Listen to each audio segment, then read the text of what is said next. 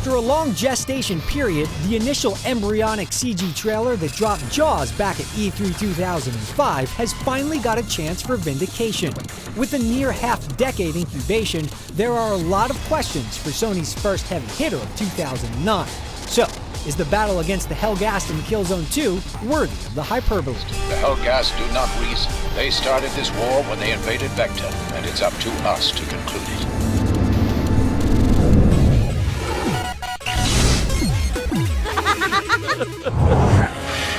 Do not toy with me. While there may be considerable backstory to mine from the first Killzone and its PSP cousin, Killzone 2 wastes little in ham-fisted exposition, instead immediately thrusting you into scenes of war and invasion with a tinge of red-eyed fascism. There are nods to the past games, with Jan Templar appearing, albeit non-playable, but there's always a subliminal premonition of the epic battle looming mere meters away. Taking on the role of Sev, an International Strategic Alliance or ISA sergeant, you invade the planet Helgen in an attempt to remove its charismatic dictator, Emperor Visari. In the previous games, he attempted an invasion of his own on the ISA planet of Vecta, so there's no shortage of motivation. You're a grunt, not messed up in the politics, and it's clear-cut who the bad guys are, though it's easy to get a little swayed by Visari's bellicose speeches delivered by the excellent voice acting of Brian Cox. We will unleash such terrible vengeance that generations yet unborn will cry out in anguish. It's a simple story, with a little something going on in the background, coupled with some smart in-game situations and the obligatory handful of twists. It's basically generic action movie 101, but it keeps things simple and accessible.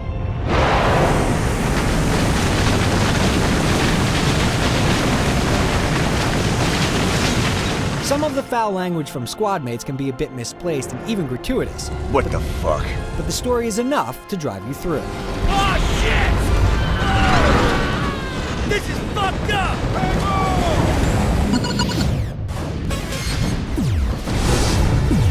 Alright, let's saddle them up and slaughter the fucking head.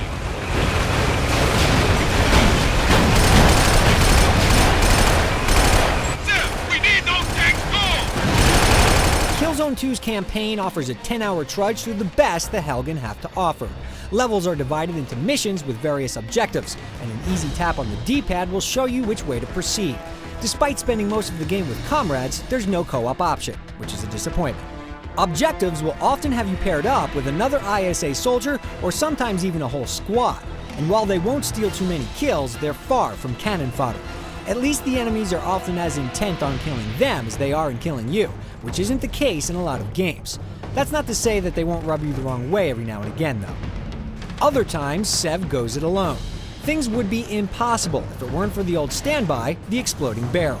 The game doesn't necessarily feel cliched for it, but if there's one big ding, it's that Killzone 2 doesn't feel all that fresh. The Helghast invasion loans itself to replaying. After beating a level, you can jump to any section within it, and there's tons of stat tracking to improve, collectibles to find, and trophies to be earned that don't affect the game itself, which earns our kudos. A mission that may have dogged you the first time can take on another light on replay, allowing you to stretch your tactical know-how. Even the lackluster early missions gain appeal. Killzone 2 runs the gamut of shooter objectives. You'll clear areas, man turrets and tanks, stand your ground, and blow things up. You'll also take on bosses that are sometimes bullet sponges and sometimes a bit more puzzling.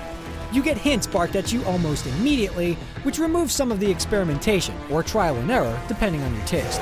Shoot the overhead containers when he gets close to them. The first couple of levels are slow burners, but the pace picks up towards the second half of the game with some awesome set-piece scenarios.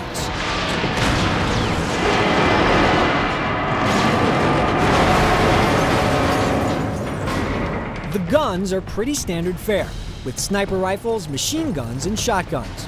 A few esoteric weapons make the rounds, projecting bolts or spraying an electric haze like a flamethrower.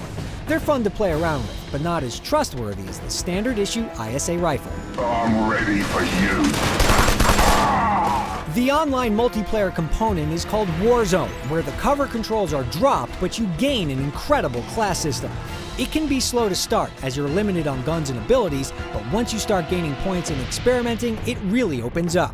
Putting time into your strengths is rewarded as class abilities are unlocked. Plus, the multiplayer is pretty dynamic, with the objectives switching without any troublesome loading. Search and retrieve!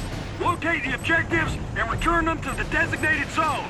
It's great to see how standard fare like assassination being followed up with a search and destroy mission can quickly change the game dynamic. If you don't feel like playing with others, just turn on some bots and enter skirmish mode to get the lay of the land. These days, it's standard fare for a game to have a multiplayer component, but Killzone 2 goes a step above. Classes may not be new, but they're done well, and the progression system is deep. The game modes are also easy to pick up, and allowing mid-match swapping is a small stroke of genius.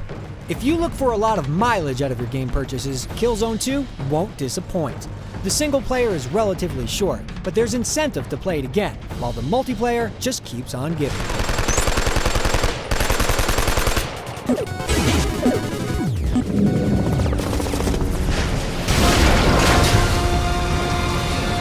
The first reaction to Killzone 2's controls may be harsh, but thankfully, customizing sensitivity and button mapping is easy.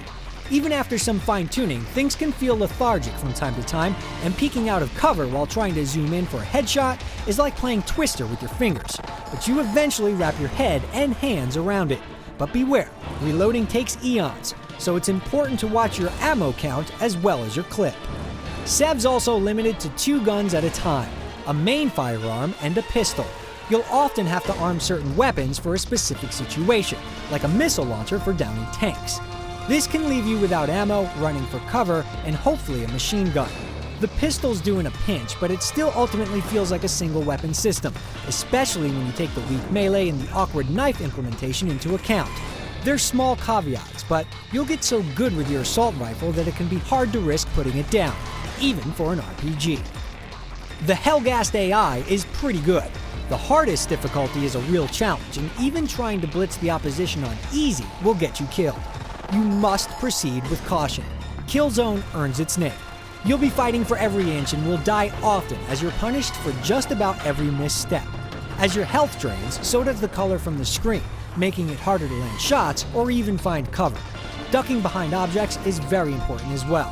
First-person shooters have dabbled in it, but here you can lock onto walls and peek over or to the side to riddle an enemy with bullets. It sets a methodical, slower pace.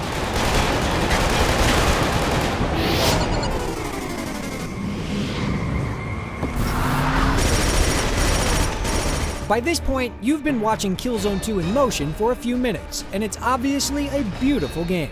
There may be a few textures to nitpick, but that's exactly what it would be, nitpicking. Sev's military operation looks great, from flapping fabrics to Hellgast soldiers reacting to each piece of shrapnel. If anything, its refusal to do anything garish holds it back. You want to see how a peaceful glade or even a suburban Hellgast neighborhood would be rendered, but for the most part, you're stuck in a gray, dank war with just brief glimpses of light. It can be hard to notice a lot of the subtle touches, but if you look for them, oh boy. It also uses surround sound rather intelligently in a key point in the game. Enemies tend to look similar with only a few standouts. They're easily identifiable by their glowing red eyes, and when they're flanking you or lobbing grenades into your makeshift foxhole, you won't care what they look like as long as they're dead. While Killzone 2 is not reimagining the genre, it's solid, beautiful, and challenging, with excellent multiplayer that makes it well worth the 60 bones. It falls short of legendary, but it's sure to offer anyone who takes the plunge a visceral, tactical treat for the thumbs and eyes. It may be tough to get into, but once it gets its hooks into you, Killzone 2 won't let go.